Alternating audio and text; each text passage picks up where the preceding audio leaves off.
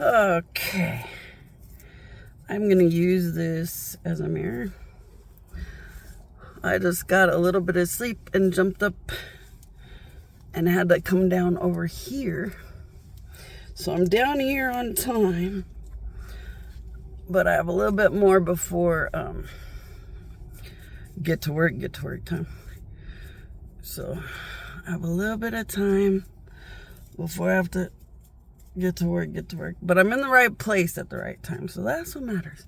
The joy when you know you can just kind of sit and be lazy because you're in the right place at the right time. The rest will fall into place. Now, look at this. This guy wants to be God when he grows up. Look at this guy. This guy wants to be God when he grows up. Like a lot of my husbands, this guy wants to be God. And he was just in the Starbucks. Just a really determined kind of individual. And I thought, oh, that's so cute. If only he could meet the husbands. If only he could ever get to know a husband. That's the epitome of the type of men that end up married to God or married to the power of God.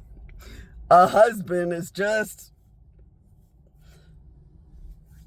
that weird something on the inside from childhood that just has to be God or has to be better than everybody else. And that's what a predominant husband is.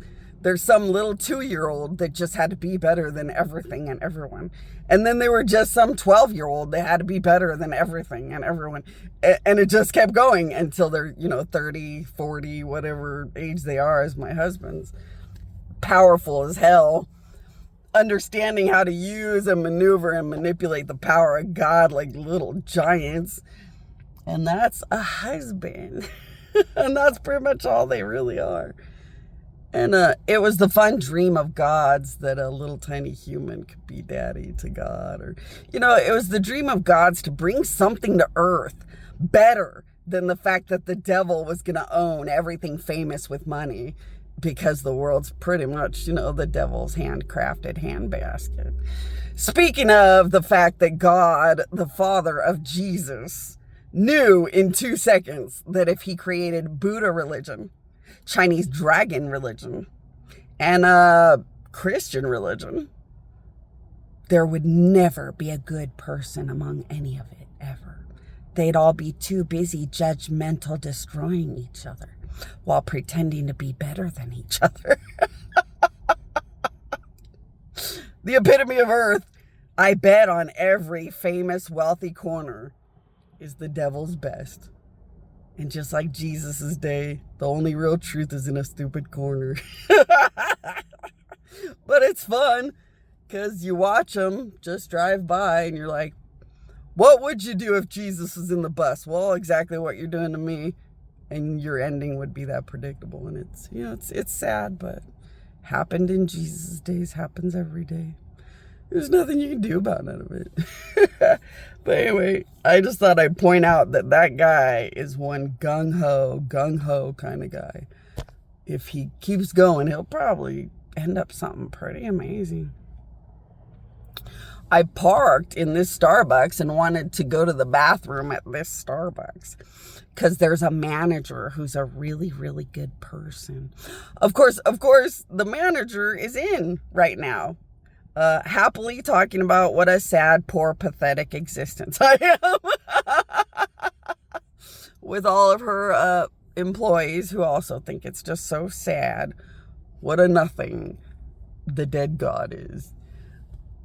But I came here to go to the bathroom for that manager. So I've gone to the bathroom. That poor manager is going to realize in about 3 days how very, very, very real I really actually and how everybody waits for me to take a pee anywhere because they know what's going to happen. In fact, they're all waiting for me to drop trash anywhere. Apparently, when I drop trash, powerful, fun things happen here and there. When I'm just dropping a napkin I had wiped my face off with or something.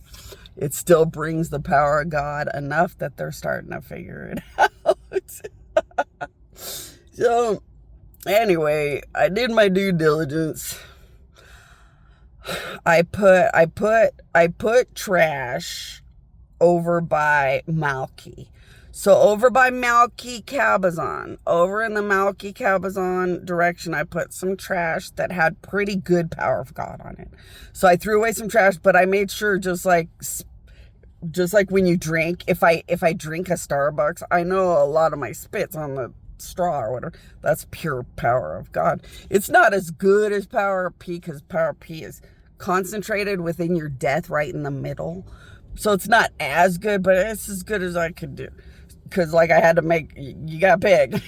So, the Malky Cabazon area got trash, but trash with the power God. So, I know a lot of you have been aching and hurting and having health issues and complaining. So, a lot of people work at Cabazon outlets, and they're like, man, you can make it so that it's not such a struggle to get through the day, because Christmas gets real hard here. Plus there's a lot of people that are just basically sick, or, aches and pains, and just want a Christmas miracle or a better Christmas time.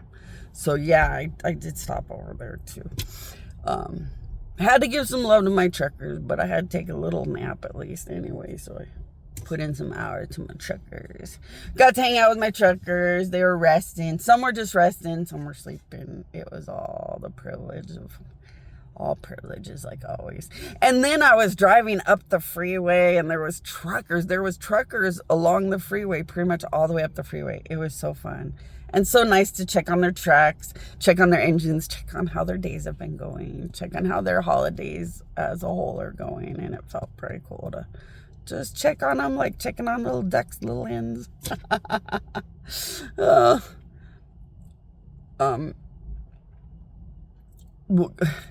All the gods turn into like little hens watching over their little duckies. And I mostly just like to check their engines, their trucks, how their holidays are going, whether they are having any aches and pains in their backs or in their brains, or having any troubles. So I just like to check over all of them, and it goes how it goes all the time. But boy, it was nice to just run into truckers after truckers after truckers. And I even exited over by the dinosaurs. I exited by the dinosaurs because I know there's always truckers all over there, so I could check on them and check on their day, check on their brakes, and check on the ins and outs of the mechanisms that keep them safe and protect them. And, a lot of times when a truck turns over, it's an imbalance from maintenance issues that should have been done. So, like, there's a lot of things you can check about a truck that make it nice to just know your trucker is safe. Because, man, talk about some wear and tear on them trucks, man. They need the power of God 9 times out of 10, I swear. Truckers are badass fuckers, but, man, there's brutality on vehicles, man. All right. Is there anything else I want to go over this morning, other than being so overjoyed about my truckers?